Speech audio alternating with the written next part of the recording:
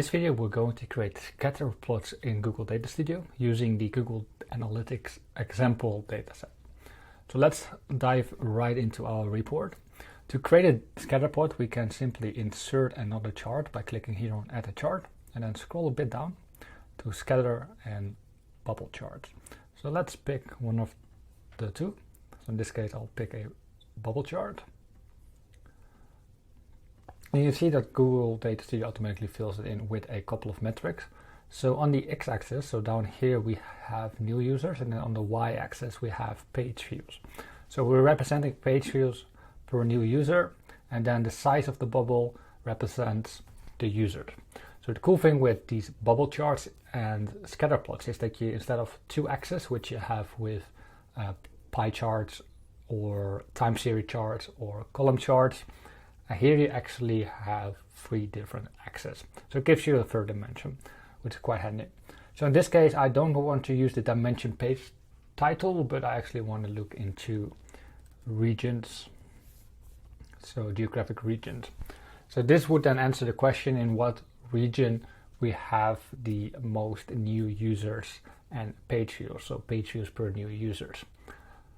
So this Scatterplot right away gives one big winner.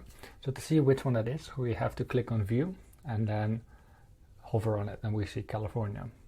So what I don't like here is that I don't see the date. So for instance, I want to add a controller for the date, but I also want to actually zoom in on these guys here at the bottom to have a look into what's actually going on. So to do that, I will add a filter, a drop-down filter, and I'm going to use that filter to get rid of California and the not set one.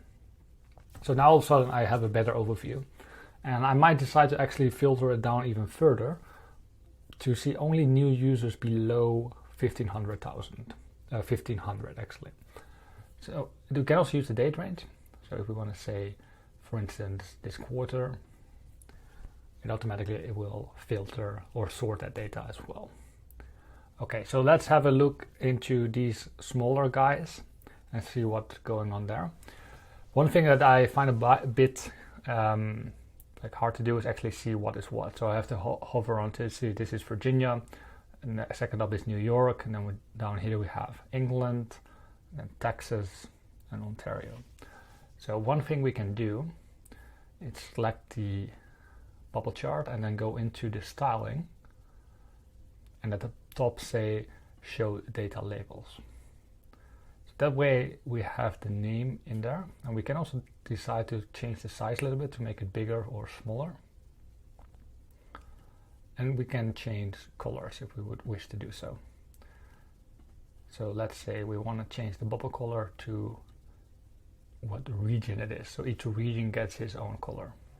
So then again, let's look into View, just loading, and filter down California. So get rid of California and the not set one, so that we have a better view of what is what. So each region now has its own color. And this isn't necessarily filtered down by the United States, it just turns out to be that the regions in the US turn out to be the largest regions. So this is a bit clearer. Still have a lot of confusion over here. So if we want to zoom in more there, we have to apply a custom filter. So let's say we want to do that.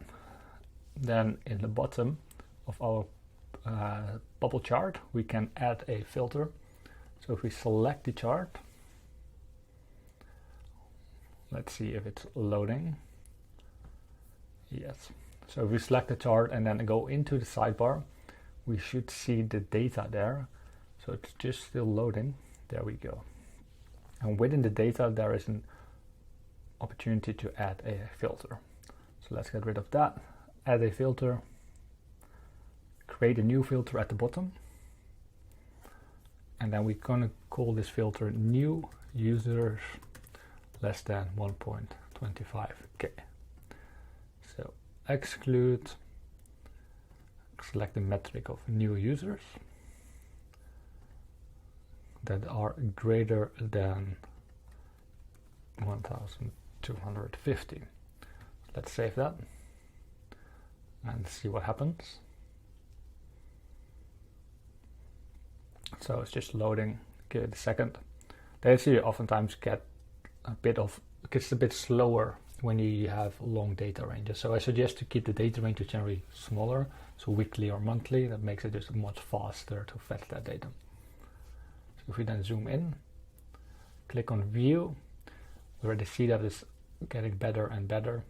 So we just take the date range of last 14 days, apply, and then we'll select the region, just get rid of anything that we don't want.